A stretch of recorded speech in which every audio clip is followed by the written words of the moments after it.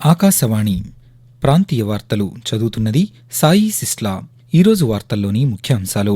రాష్ట్రంలో అన్ని ప్రాంతాల అభివృద్ధికి కట్టుబడి ఉన్నామని ముఖ్యమంత్రి నారా చంద్రబాబు నాయుడు పేర్కొన్నారు. పర్యావరణ పరిరక్షణ ద్వారా కాలుష్య ప్రభావాన్ని తగ్గించేందుకు చర్యలు చేపడుతున్నామని రాష్ట్ర ఉప ముఖ్యమంత్రి కె పవన్ కళ్యాణ్ అన్నారు. రాష్ట్రంలో లోన్ యాప్లు, మాదక ద్రవ్యాల నిరోధానికి ప్రభుత్వం చర్యలు చేపడుతోందని రాష్ట్ర హోంశాఖ మంత్రి వి అనిత తెలిపారు. 10వ తరగతి విద్యార్థులు వారి ప్రాధాన్యతను బట్టి తెలుగు లేదా ఆంగ్ల మాధ్యమాలలో ఈ ఏడాది పరీక్షలు రాయవచ్చని రాష్ట్ర ప్రభుత్వం పేర్కొంది. ప్రధానమంత్రి నరేంద్ర మోదీ మన్ కీ బాత్ మనసులోని మాట కార్యక్రమం 116వ సంచిక ఈ నెల 24వ తేదీ ఈ ఆదివారం ప్రసారం కానుంది. వార్తల వివరాలు. శాసనసభ సమావేశాల 9వ రోజు కొనసాగుతున్నాయి. ప్రశ్నోత్తరాల సమయం కొనసాగుతోంది. శాసనసభ్యులు అడిగిన ప్రశ్నలకు మంత్రులు సమాధానమిస్తున్నారు. శాసనసభలో ఈరోజు డ్రోన్, క్రీడలు, పర్యాటక విధానాలతో పాటు ఎలక్ట్రానిక్, డేటా కేంద్రం వంటి విధానాలపై సంబంధిత శాఖల మంత్రులు వేర్వేరుగా ప్రకటనలు చేయనున్నారు. 6 బిల్లులను కూడా ప్రభుత్వం శాసనసభలో ప్రవేశపెట్టనుంది. చివరగా ఇటీవల వరదల వల్ల రాష్ట్రంలో ఎదురైన పరిస్థితులపై సభలో చర్చించనున్నారు. రాష్ట్రంలో అన్ని ప్రాంతాల అభివృద్ధికి కట్టుబడి ఉన్నామని ముఖ్యమంత్రి నారా చంద్రబాబు నాయుడు పేర్కొన్నారు. శాసనసభ సమావేశాలలో భాగంగా ఈరోజు కర్నూలులో హైకోర్టు బెంచ్ ఏర్పాటు తీర్మానంపై ముఖ్యమంత్రి మాట్లాడుతూ, కర్నూలులో హైకోర్టు బెంచ్ పెట్టాలని చెప్పి అసెంబ్లీలో కూడా తీర్మానం చేసి అటు హైకోర్టుకి గవర్నమెంట్ ఆఫ్ ఇండియా కూడా పంపిస్తాం.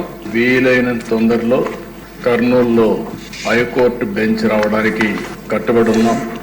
ఇంత మునుపు ఏదైతే అక్కడ లోకాయుక్త కానీ, స్టేట్ హ్యూమన్ రైట్స్ కమిషన్ కానీ ఇలాంటి ట్రిబ్యునల్స్ ఏమైనా ఉంటే అవి కూడా అక్కడే ఉంటాయి. అవి కూడా షిఫ్ట్ చేయడం లేదని చెప్పి మరొకసారి తెలియజేస్తున్నా. పర్యావరణ పరిరక్షణ చర్యల ద్వారా కాలుష్య ప్రభావాన్ని తగ్గించేందుకు చర్యలు చేపడుతున్నామని రాష్ట్ర ఉప ముఖ్యమంత్రి కె పవన్ కళ్యాణ్ అన్నారు. శాసనసభ సమావేశాలలో భాగంగా విశాఖపట్నం తీరంలో వాయు కాలుష్యంపై శాసన మండలిలో సభ్యులు అడిగిన ప్రశ్నకు ఉప ముఖ్యమంత్రి సమాధానమిస్తూ, కాలుష్య తీవ్రత నివారణపై కాలుష్య నియంత్రణ మండలి పీసీబీ అధ్యయనం చేస్తోందని, 2025 జనవరి నాటికి అధ్యయన నివేదిక వస్తుందని చెప్పారు.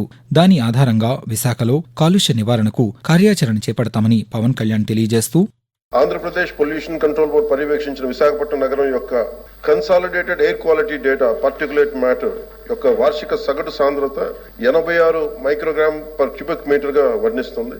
ఇది నిర్దేశిత జాతీయ ప్రమాణం 60 మైక్రోగ్రామ్ పర్ క్యూబిక్ మీటర్ ద్వారా national ambient air quality standard సిఫార్సు చేయబడిన కంటే కూడా 1.43 టైమ్స్ ఎక్కువ అధ్యక్ష.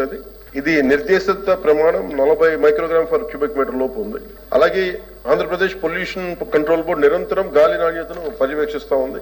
మరి 2019 నుంచి నేషనల్ క్లీన్ ఎయిర్ ప్రోగ్రామ్ కింద ఆమోదించిన కార్యాచరణ ప్రణాళికల ప్రకారం గాలి నాణ్యతను మెరుగుపరిచేందుకు భాగస్వామ్య శాఖల ద్వారా చర్యలు తీసుకుంటా ఉంది. వ్యక్తిగత క్రమశిక్షణ, నాయకత్వం, ఆత్మవిశ్వాసం వంటి అంశాలు పెంపొందించడంలో నేషనల్ క్యాడెట్ కోర్, ఎన్సీసీ యూనిట్లు కీలక పాత్ర పోషిస్తాయని రాష్ట్ర రవాణా, యువజన, క్రీడా శాఖ మంత్రి మండిపల్లి రాంప్రసాద్ రెడ్డి పేర్కొన్నారు. విజయవాడలోని క్యాంపు కార్యాలయంలో NCC Kakinada group commander colonel Ritin Mohan Agarwal మంత్రితో ఈరోజు సమావేశమయ్యారు. ఈ సందర్భంగా మంత్రి మాట్లాడుతూ, అన్నమయ్య జిల్లా రాయచోటిలో national cadet corps, NCC unit ఏర్పాటుకు ప్రతిపాదనలు సిద్ధం చేస్తున్నామని తెలిపారు. రాష్ట్రంలో లోన్ యాప్లు, మాదక ద్రవ్యాల నిరోధానికి ప్రభుత్వం చర్యలు చేపడుతోందని రాష్ట్ర హోంశాఖ మంత్రి వంగలపూడి అనిత తెలిపారు.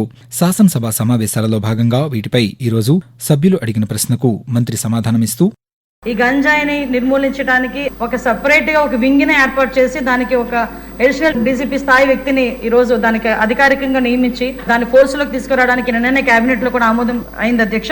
అవగాహన కార్యక్రమాలు అన్ని కూడా చేపడుతున్నాం అధ్యక్ష.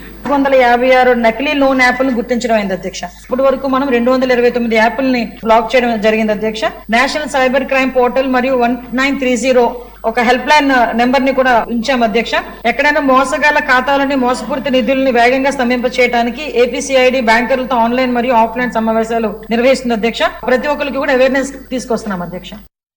10వ తరగతి విద్యార్థులు వారి ప్రాధాన్యతను బట్టి తెలుగు లేదా ఆంగ్ల మాధ్యమాలలో ఈ ఏడాది పరీక్షలు రాయవచ్చని రాష్ట్ర ప్రభుత్వం తెలిపింది. సార్వత్రిక పరీక్షలకు ఆన్లైన్లో వివరాలు నమోదు చేసుకునే సమయంలో మాధ్యమాన్ని ఎంపిక చేసుకోవచ్చని, ఇప్పటికే దరఖాస్తులు సమర్పించిన వారు కావాలంటే ఐచ్ఛికాన్ని మార్చుకోవచ్చని సూచించింది. తెలుగు మాధ్యమంలో చదివిన విద్యార్థులు తెలుగులో పరీక్షలు రాసేందుకు అవకాశం ఇవ్వాలంటూ ప్రధానోపాధ్యాయులు కోరడంతో ప్రభుత్వం ఈ ఏడాదికి అనుమతివ్వాలని నిర్ణయం తీసుకున్నట్లు అధికారులు తెలిపారు. ఆకాశవాణి ప్రాంతీయ వార్తలు వింటున్నారు. ఈరోజు ప్రపంచ టెలివిజన్ దినోత్సవాన్ని జరుపుకుంటున్నాం. సమాచార ప్రసార మాధ్యమాలలో టెలివిజన్ ప్రాముఖ్యతను తెలియజేసేందుకు 1996 డిసెంబర్లో ఐక్యరాజ్యసమితి సర్వప్రతినిధి సభలో నవంబర్ 21వ తేదీని ప్రపంచ టెలివిజన్ దినోత్సవంగా ప్రకటిస్తూ తీర్మానం చేశారు. 1927 సంవత్సరంలో జేఎల్ బైత్ ఆవిష్కరించిన నాటి నుండి టెలివిజన్ ఎన్నో మార్పులు సంతరించుకుని విజ్ఞానాన్ని, వినోదాన్ని అందిస్తోంది.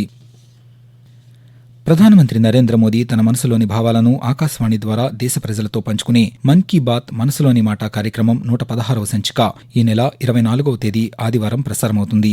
మన్ కీ బాత్ కార్యక్రమానికి ప్రజలు తమ సూచనలు, సలహాలు అందించాలని ప్రధానమంత్రి కోరారు. ప్రజలు తమ స్వర సందేశాలను 1800-11-7800 నెంబర్కు ఈ నెల 22వ తేదీ సాయంకాలం వరకు పంపవచ్చు. రాష్ట్రంలో చేనేత రంగానికి పూర్వ వైభవాన్ని తెచ్చేందుకు ప్రభుత్వం కృషి చేస్తోందని రాష్ట్ర చేనేత, జౌళి శాఖ మంత్రి ఎస్ సవిత తెలిపారు. శాసనసభ సమావేశాలలో భాగంగా ఈరోజు సభ్యులు అడిగిన ప్రశ్నకు మంత్రి సమాధానమిస్తూ, రాయదుర్గం టెక్స్టైల్స్ పార్క్ ఉంది, ఎమ్మిగ్నూరు టెక్స్టైల్స్ పార్క్ ఉంది, అదే విధంగా చీరల్ హ్యాండ్లూమ్ పార్క్ మరి టెక్స్టైల్స్ పార్క్ రెండు కూడా అభివృద్ధి చేయబోతున్నాం అధ్యక్ష. 14, 19 అనేక చోట్ల టెక్స్టైల్స్ పార్క్స్ ఏర్పాటు చేశాం అధ్యక్ష. కేంద్రం నుంచి రావాల్సిన నిధులు చేనేతలకు ఆసరాగా ఉండే విధంగా పనిముట్లకు 90% సబ్సిడీలు ఇచ్చే విధంగా కూడా మేము మాట్లాడాం. ధర్మవరంలో మెగా క్లస్టర్ 30 కోట్లతో కూడా శాంక్షన్ చేయించుకోవచ్చు అధ్యక్ష. చేనేతలకు పూర్వ వైభవం తీసుకురాబోతున్నాం అధ్యక్ష. శ్రీకాకుళం, విజయనగరం, విశాఖ ఉపాధ్యాయుల పట్టభద్రుల నియోజకవర్గంలో ఓటర్లుగా నమోదు చేసుకునేందుకు నామినేషన్లు దాఖలు చేసే 10 రోజుల ముందు వరకు అవకాశం ఉందని రాష్ట్ర ప్రధాన ఎన్నికల అధికారి వివేక్ యాదవ్ ఒక ప్రకటనలో తెలిపారు. ఓటరు దరఖాస్తులను నామినేషన్ల చివరి రోజులోగా పరిష్కరించి ఓటర్లుగా నమోదు చేయనున్నామన్నారు. ముసాయిదా ఓటర్ల జాబితా కోసం నిర్దేశించిన దరఖాస్తు స్వీకరణ సమయం నవంబర్ 6వ తేదీతో ముగిసిందని వెల్లడించారు. తీర ప్రాంత భద్రతను బలోపేతం చేసే లక్ష్యంతో తూర్పు నావికాదళం ఆధ్వర్యంలో విశాఖపట్నంలో కోస్టల్ రక్షణ విన్యాసాలు సీ విజిల్ 4వ విడత కార్యక్రమాలు ప్రారంభమయ్యాయి. దీనిపై మా ఆకాశవాణి విశాఖపట్నం జిల్లా ప్రతినిధి వి సత్యనారాయణమూర్తి మరిన్ని వివరాలను అందజేస్తారు. తీర ప్రాంత జనాభాతో సహా ఓడరేవులు, ఆయిల్ రిగ్లు, సింగిల్ పాయింట్ మూరింగ్లు, కేబుల్ ల్యాండింగ్ పాయింట్లు, ఇతర కీలకమైన తీర మౌలిక సదుపాయాల వంటి జాతీయ ఆస్తుల భద్రతను బలోపేతం చేసే దిశగా సీ విజిల్ సముద్ర విన్యాసాలు నిర్వహిస్తున్నారు. సముద్ర భద్రత గురించి తీర ప్రాంత వర్గాల్లో అవగాహన పెంచడం కూడా దీని ముఖ్య ఉద్దేశం.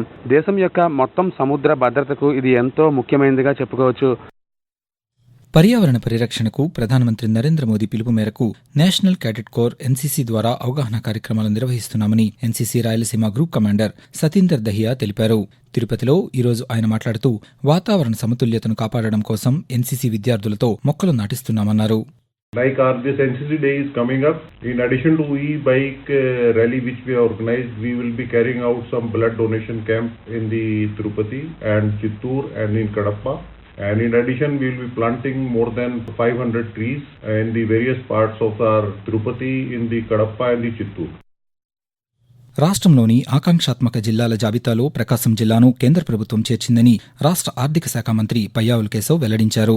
శాసనసభ సమావేశాలలో భాగంగా ఆకాంక్షాత్మక జిల్లాలపై సభ్యులు అడిగిన ప్రశ్నకు ఈ సందర్భంగా మంత్రి సమాధానమిచ్చారు. ఆకాశవాణి ప్రాంతీయ వార్తలు ముగించే ముందు ముఖ్యాంశాలు మరొకసారి. రాష్ట్రంలో అన్ని ప్రాంతాల అభివృద్ధికి కట్టుబడి ఉన్నామని ముఖ్యమంత్రి నారా చంద్రబాబు నాయుడు పేర్కొన్నారు. పర్యావరణ పరిరక్షణ ద్వారా కాలుష్య ప్రభావాన్ని తగ్గించేందుకు చర్యలు చేపడుతున్నామని రాష్ట్ర ఉప ముఖ్యమంత్రి కె పవన్ కళ్యాణ్ అన్నారు. రాష్ట్రంలో లోన్ యాప్లు, మాదక ద్రవ్యాల నిరోధానికి ప్రభుత్వం చర్యలు చేపడుతోందని రాష్ట్ర హోంశాఖ మంత్రి వి అనిత తెలిపారు. 10వ తరగతి విద్యార్థులు వారి ప్రాధాన్యతను బట్టి తెలుగు లేదా ఆంగ్ల మాధ్యమాలలో ఈ ఏడాది పరీక్షలు రాయవచ్చని రాష్ట్ర ప్రభుత్వం పేర్కొంది. ప్రధానమంత్రి నరేంద్ర మోదీ మన్ కీ బాత్ మనసులోని మాట కార్యక్రమం 116వ సంచిక ఈ నెల 24వ తేదీ ఈ ఆదివారం ప్రసారం కానుంది. ఆకాశవాణి ప్రాంతీయ వార్తలు ఇంతటితో సమాప్తం.